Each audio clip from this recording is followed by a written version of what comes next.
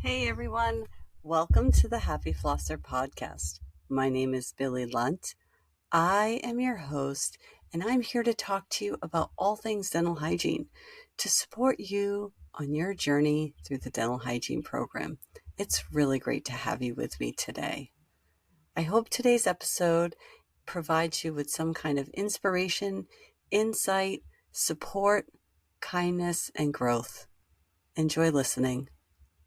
And today I have Britt Glauz with me, Brush with Britt. I'm sure many of you know her from her beautiful voice and her podcast. And she's here today just to have conversation with me and talk about some of our future goals and maybe your future goals. Welcome, Britt. Hi, Billy. Thank you for having me on. I'm so excited. Yeah, me too. And I just have to say, I'm sure many of our students know you. They do talk about you in the classroom and share. So it's awesome that you're influencing them along their entire educational journey. And I can't help but think when I think about an educational journey is it's all about setting goals and having a mindset.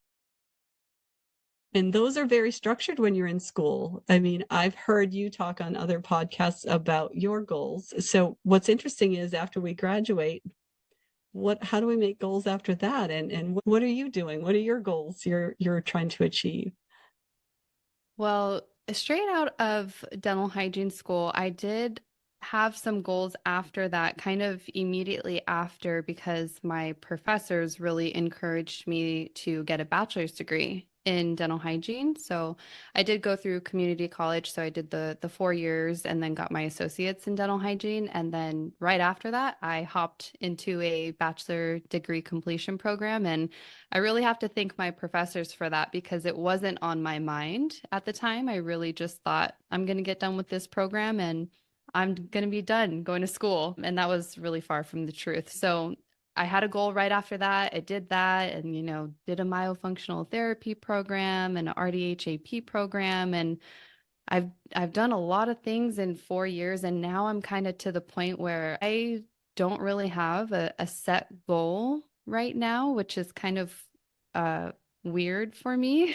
And I'm not used to that because ever since pursuing dental hygiene, that I always had something leading the way. So now I'm just kind of in this place where I don't really know what I'm going to do next. And that feels different for me. It doesn't feel like how things have felt before. It's a cool place to be, but it's also kind of strange. Yeah, well, it's different. It's different. So I think maybe the goal is to not set a goal for a little while, you know?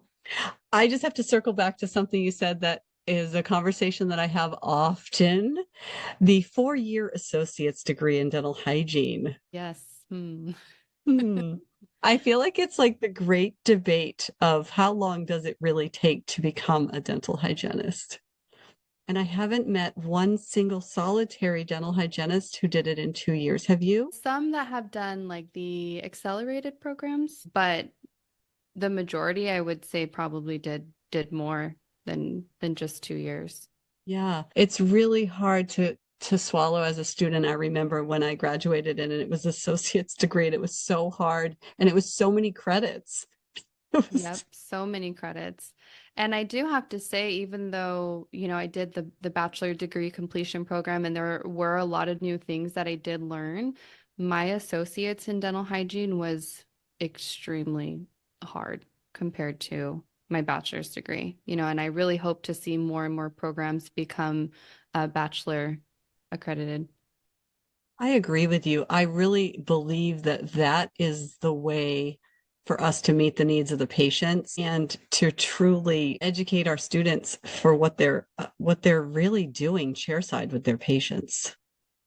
Yeah, and I compare it to nursing too. I've been seeing more nursing programs also become same type of format. If they get an Yeah. associate's degree after the 4 years, starting to change to bachelor's degree too. So I hope to see that happen for hygiene. Yeah. Well, in setting goals, when you first got out of school, I can see how you were ambitious and trying to navigate all these different things. And I'm glad that your professors instilled some of those, planted those seeds for you to move forward. And I'm excited to see where our profession heads. Have you found that networking with your peers has been helpful to you? Networking is extremely important for your growth. Even when I do my career development course, that's one of the things that I highlight on is networking because in my head as a student, I thought that that had nothing to do with being a dental hygienist. Like, how does networking have anything to do with dentistry? And it has a lot to do with it. The more people you know, the more hygienists you talk to, the more you will learn. And it's played a huge role in how I've been able to do so much in such a short amount of time. And I really enjoy it. I used to get so anxious thinking about networking, but I've made such great friends from just talking to people. And now I really, really enjoy it. I still do get nervous and stuff, but it's not what I thought it was. Yeah, I agree with the nervousness, but I find that when you're nervous, it's because it matters and growth is happening. That's how I embrace nervousness. And so that aligns perfectly with what you're saying. If you were nervous with networking, all that growth happened from that exposure. Yeah. Yeah, and I tell students too that they are also networking while they're in dental hygiene school. Your classmates, your professors, those are all people that you're networking and you've been networking your whole life from building all these different relationships and you really just continue to do it on in your professional development. Yeah, for sure. And I don't know if students realize how small the dental community really is. And they think, oh, when I get done with school, I'm never going to have to deal with these people again. Yep. Because you do get kind of burnt out. I see my professors on a regular basis. Yep. And those are your cheerleaders, really, when you get out of school. They really are. Has there been something that has surprised you in the profession since you became a hygienist? So many things, so many things. I would probably say one of the things that stands out the most is that I had this idea that entering into the profession that everything was already laid out and set out and developed and there wasn't change happening. But then, I really started to look at our profession and, we talked earlier and like I said, it's our profession is not that old. It really isn't. And I had the opportunity to see Anna Pattison receive her Esther Wilkins Lifetime Achievement Award. And to see what she has been able to do in her profession, I was just so inspired. And it really got me thinking like, wow, she's been in this field for so long. I can't imagine how much growth she has seen in the profession. But then it also made me think like, wow, how much can we do in the amount of time that she had to continue to advance our profession? So I think that was one of the most surprising things is just learning that there is a lot to change and there is a lot that everybody has to give to our profession to make it better. Yeah.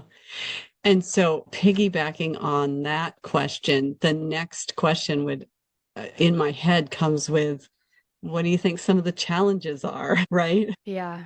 Yeah, lots of challenges. Challenges, I feel like learning how to advocate in a way that is effective and how to communicate in a way that's effective. I think it's great that there are so many people now that are willing to speak up for not only our profession, but most importantly, our patients, but being able to do that in a way that is effective. It's challenging to learn those skills and it's easy to speak out without thinking. It takes more time to come with a solution. It's easy for us to complain about things, but once you take a step back and say, okay, what's the solution? How can I bring a solution to this problem? That takes a little bit more time and effort. So that has been a challenge and something that I've continued to try to improve on is communication skills.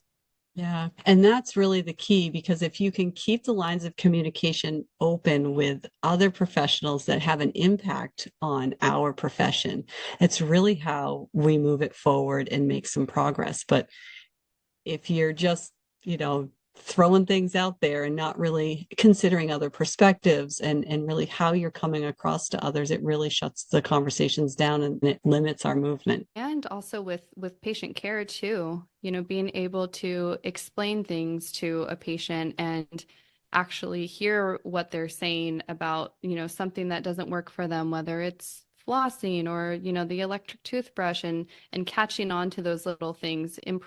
Communication can improve patient care a lot. Yeah, that's such a great example, Britt. So I discovered, and I don't even know how long I was a clinician before I figured this out. I used to think, the patient would come back and they would still have these trouble areas.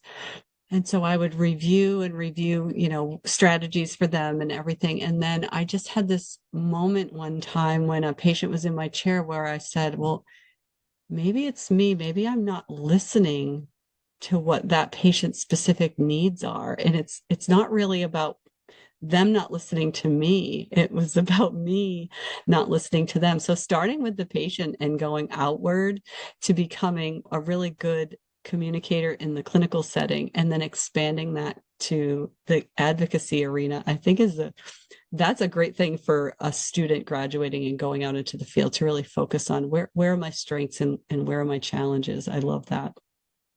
Yeah, I've always had to catch the little things that the patients are saying and then try to, customize or tailor the care to their specific needs. And I hear it a lot too with like doing hypertension screenings and dealing with like the pushback from that. Mm-hmm. And I mean, over the past 4 years, I have checked every single one of my patients' blood pressure and I get pushback too. Yeah, I'm a regular, person and I receive the same type of patients, and I just think that there comes a lot from having a open conversation and really being able to explain it to them in a way that they can understand. Yeah. One of the easiest lines I ever said to a patient, once I figured it out that it was about listening, not about sharing all of my knowledge with the patient, came down to, I care about you. I'm doing this because I care about you. Yeah. Not because I have to check a box, not because I need to do it because of the rules or whatever, because I care about you. That transitioned a lot of conversations with patients just by sharing a truth that I had towards them.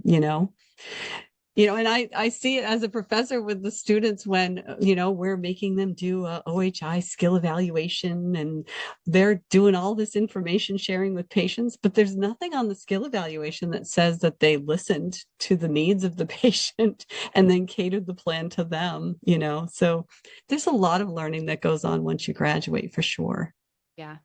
You learn a lot. Tell me about that first 6 months. Yeah. I mean, I always say that dental hygiene school will give you the base of knowledge that you need to survive in the real world. But there's a lot of learning that continues on after that. I didn't realize that. You go through dental hygiene school and you're like, this is going to teach me everything that I have to know. And there's just no way. It's impossible for a dental hygiene program to teach you absolutely everything. So that was a big learning curve for me to recognize also that there's constantly things that are changing and research is advancing and improving, and so is technology. So even though you do learn something in hygiene school, it might change when Oh, you for get out sure. into the field. So that was different, because I just thought, oh, I learned it this way. This is how it's going to be forever. And it's not that way. Yeah. Well, and you grow and change too. I think Jackie Sanders said you learn everything in school, but then the real learning starts when you It graduate, does. It really does. for sure. And they say it takes 10,000 hours before you master something. Oh, Do you wow. I believe need to that's count how true? many hours I have. I still very much consider myself new. I'm coming up on 4 years. But I don't know. There's no way I have 10,000 hours yet.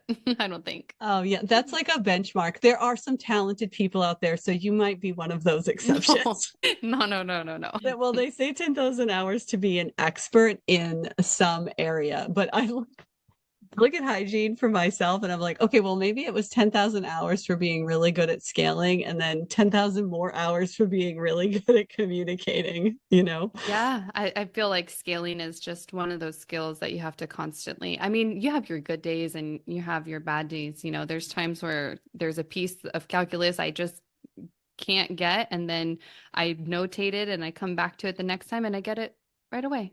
And I'm like, Yeah. what in the world? My angulation was off or something wasn't right, but instrumentation is just one of those things you constantly improve on. It's hard. It's really hard. That was a shocker to me when I got into hygiene school and I had to start learning about instruments. I had no idea. Yeah. I didn't even know we went below the gum line. Right? I didn't even know that. When I went into hygiene school and we started probing, I was like, is this what we do? No, Crazy. I only had the patient perspective, right? So it wasn't, I had no idea that my hygienist was going below the gingival margin. I was just Yeah. completely blown away. And I still remember the first time I removed calculus with the noise, I was like, oh, I don't know if I don't know about this whole scene. I don't know if I can do this. Oh my gosh. And then the other thing, I'm just curious, has there been any surprises for you on your journey? Lots of surprises. I never thought that I would, go through this journey and be able to receive these awards that I've gotten and have such an impact. Like Yeah. this idea was so small when I started it. So that has just been, it's surreal, I still don't fully grasp the whole how much of an impact I truly have. So that has been a surprise and a shocker to me because it just started out as, like maybe I can help somebody who is looking, has to go through community college, and maybe I can help them find a career. And that's just what started it. And then for it to turn into what it is now is just, it's crazy. Well, I think it comes from your determination and your level of authenticity, Britt. I think people can just really, really relate to who you are and what you're doing. Thanks. That means so much. I'm like, I don't even know what to say. Well, as a hygienist myself, when I see other hygienists just doing really awesome, great things, I just get so excited for them. I'm just like, yes, girl, you're doing it. Anytime, even if it's a tiny step in the right direction that somebody took for our profession, you might not hear me clapping, but I'm at my house and I'm just clapping for whatever movement we're making in the right direction. Yeah, and I'm so thankful for hygienists like you that have been willing to also just mentor me and help me in my path and be supportive too, because like without that support, I wouldn't be this far along. I have so many hygienists with 20, 30, 40 years of experience helping me along the way and saying, "Hey, Britt, I saw you posted this, but did you know about this?" And there's no way I would know about that unless somebody, brought it up to me. And so I'm so thankful for all the hygienists that I'm surrounded by. It's such a blessing.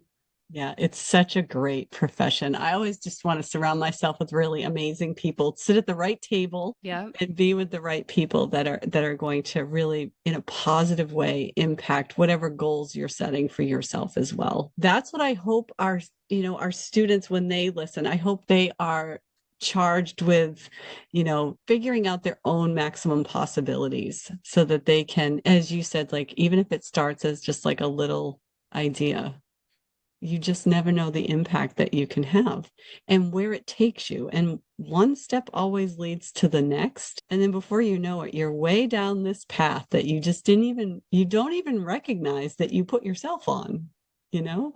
Yeah, and one of the things I'd like to touch on too is that on TikTok, I see some of these trends that go around like come to work with me as a hygienist who hates their job, Mm. and things like that. And so I just want to put it out there that when you are asking questions about like, oh, do you like being a hygienist or what is your job like? It all depends on who you ask and what they have done in their profession to create the career that they wanted.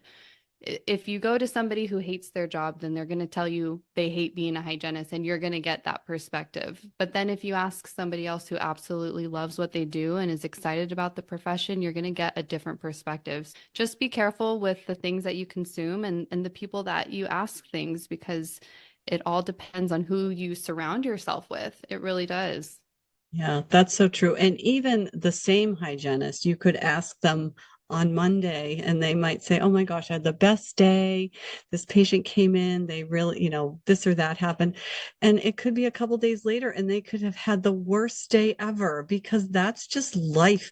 And Yeah. every profession has pros and cons to it. I try to stay off all of those boards that have just dental hygiene bashing moments, and Yeah. I don't want to engage in that conversation. I try to stay on like the uplifting positive side because there are some real challenges in the profession for Yeah. sure. But I do think if you get your focus, because what you focus on, you magnify, if you get your focus on the things that you have control over and the things that you can do to make a difference, then you don't get yourself in that negative cycle of, oh my gosh, because we all have times where we question, why did I decide to do this? Because being a hygienist is it's a tough profession. Yeah. And the only people that know how truly hard it is are other hygienists. Yeah, and I've had, even just in 4 years, I've had lots and lots of ups and downs.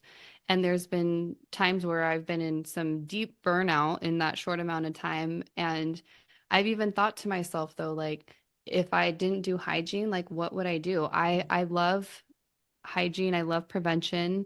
And this is where I want to be, regardless of, the pros and cons of the profession. They're going to be there in every single job profession that's out there. It just depends on you and what you do with your career.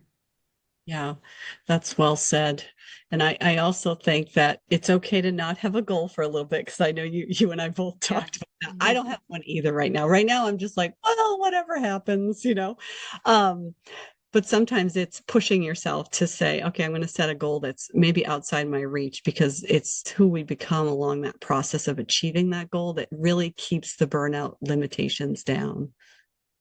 Yeah, and enjoying the journey is all of the process. It It's is. like you get to one place and then you're like, okay, well, now what? But enjoying that process is so important. And when I went through dental hygiene school, it was 2020. It really put things into perspective for me because I was so stressed, like we all are, about taking the national board exam, and that was all I could focus on. It's all I cared about and nothing else mattered at that point. And then COVID hit 2 weeks before my exam date, and my exam got canceled.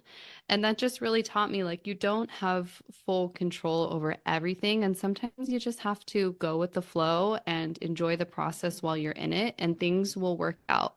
And here we are, like 4 years later, and somehow I still graduated during a pandemic and got my license. But prior to that, I didn't have that perspective. I was always just like, go, go, go, go, go, and like, get it done and only next goal, next goal. And now I'm kind of like, okay, like it's okay to slow down and enjoy the process of becoming. That was a new quote I just heard. Becoming. We're Yes. all always becoming, and we really have way less control over a lot of things. I think COVID taught me that. And that okay, we plan all this stuff, and like our students were home after spring break and I was like, how do I get these students graduated? And so every plan that we had worked so hard to create was like nothing, Bye. right? Bye. Exactly. And all of the stress that you were feeling as an individual student, the faculty were feeling for the whole group of you. And behind the scenes, we were all doing that same stress dump. But I will say that the bittersweetness of it was a great lesson for everyone because at the end of the day, they all graduated. You all became hygienists. You eventually got to take your board exams, and we marched forward as kind of revived, I guess. We Yeah. survived and revived. That's a tough time to graduate, Britt. Yeah, but we're here. We An made it. emotional roller coaster. It really was. For sure. You probably feel like you can endure anything after doing hygiene school through COVID. I mean, hygiene school in general, but hygiene school plus a pandemic, yes. I learned quite a few things through dental hygiene school. I think it showed me how strong I am and how determined I can be. Yeah. And I didn't realize that. I think hygiene school definitely makes you grow, not only just in dentistry and career wise, but also just like personally. It teaches you a lot about yourself. And you're like, I didn't think I was going to get this out of dental hygiene school. Now, so are you in California? Yes, I Yeah, am. and you guys have a couple of different rules out there that's a little different than we have on the East Coast. You have the advanced practitioner, Alternative practice. alternative practice. So you Yep. can be in your own practice. And can you bill insurance companies? Yes, you Oh, can, that's but so you interesting. have to fight with the insurance companies because they try to tell you that you can't bill them and they're not aware that you can in California, and it's this whole thing. Oh, I'm so glad you're there, paving the pathway. Almost. I don't have my license quite yet, but I'm working on it. That's fantastic. So that was one of the things that I truly recognized when I went to Under One Roof this year in Denver. I just was blown away by some of the amazing things that hygienists are capable of doing if we can just remember what our charge is, and just what our scope of knowledge is, and then just let us do what we are trained to do, life would be much better. Yep, 100%. I know exactly what you mean. Access to care would skyrocket. The patients would be getting the care they need. And I mean, I know what our students learn, and I'm always barking about scope of knowledge versus scope of practice and how those are not aligned. And you know how much you had to study. Yeah. You know how much you had to learn in hygiene school. And it's like, how much of that are we using and utilizing? So I think it's awesome. Some of the things going on in different states. Of course, I don't have enough time in my life to know everybody's rules and regulations, but I think it's great. Yeah, I was able to see a couple mobile dental hygiene vans out there in Colorado. And one of the things that I learned in an office is about production. And that was something that while I was in dental hygiene school, it was kind of like, oh, that's a red flag. Don't learn about that. But I truly recognized, I knew that I brought value to a practice, but from a numbers standpoint, I was blown away when I started to pay attention to that. And that is plus getting the RDHAP in California, it just made me start to think like, why can't hygienists have their own practice and have a hygiene facility or clinic or whatever it is? And this is already happening in other countries, in states like Colorado. So it's not a new concept. It just might be new to some people. And there are dentists out there that are fully supportive of it too. But the wheels just really started turning when I started paying attention to that and being like, oh, wow, you hygienists really do bring in so much value to a practice, and to have your own business and be able to run it the way that you want to run it is just incredible. And I want that so bad. Well said. Yeah, I saw Janet Madrid's van when I was in Colorado, and my wheels were spinning. I was just blown away by her and her van. I was like, now this is amazing. This is amazing. This is a person who's just driving to work. She's Yeah. driving her own, she's setting her own charge, and she's treating patients on her terms in a way that meets their needs. And I was so inspired by that. And that's the stuff when you're experiencing things like burnout, you need to expose yourself to see what's possible. And one of the things that I feel keeps my passion up is being able to practice at a high level. And you learn all these things in dental hygiene school, and sometimes it can just feel like, why do we have to do all this? Why is this like this?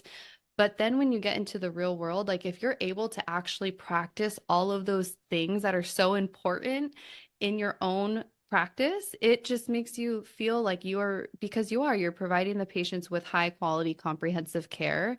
And that is what keeps me so passionate about what I do. When if somebody's like, what are you doing, an oral cancer screening? Nobody's ever done that before. Well, let me be the first to tell you where the common areas are, what I'm looking for, and that just keeps me so alive and why I love what I do. There was a comment on one of my videos that was like, oh, you make this profession look so prestigious. And I said, and it is for me because I get It to is for practice all this of us. way.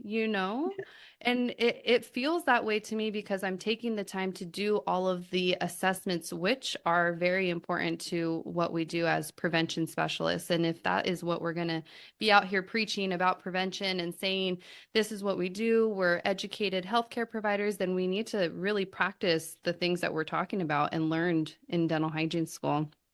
I need to get off my soapbox. I know, me too. I'm trying to not do that either. Well, and Thank you. That is well said. I don't think I could have said it better. And I do sometimes I'll hear people say, well, when you get in the real world, the way to move to a 1 hour visit is to just not do everything that you Yeah. learned. And it's like, oh my Just goodness. don't do an oral cancer screening. Just don't check their blood pressure. I don't want to practice like that. Yeah, I want patients to feel like, wow, this is an appointment where I had a healthcare provider that really cares about me. that's right. Oh, well said, Britt.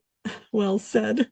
Thanks. Well, I think that's a really great place to end it. I don't want to take up too much of your time. I really appreciate you coming on. And to all of our listeners, thank you for listening. You can always send comments or questions if you need to. And is there a great way to get a hold of you, Britt? Yes, so you can reach me at Brush with Brit on Instagram, direct messages, or through my email, which is brushwithbrit@gmail.com. Awesome. Thanks for coming on. Thank you for having me. This was so much fun. All right, Britt. Bye-bye. Bye. Thanks everyone for listening. I hope this was a beneficial conversation for you. If you need any help on your journey, feel free to reach out with any kinds of questions. You can find the link listed right in the show notes of this episode. I would also appreciate a review if you have time to leave one.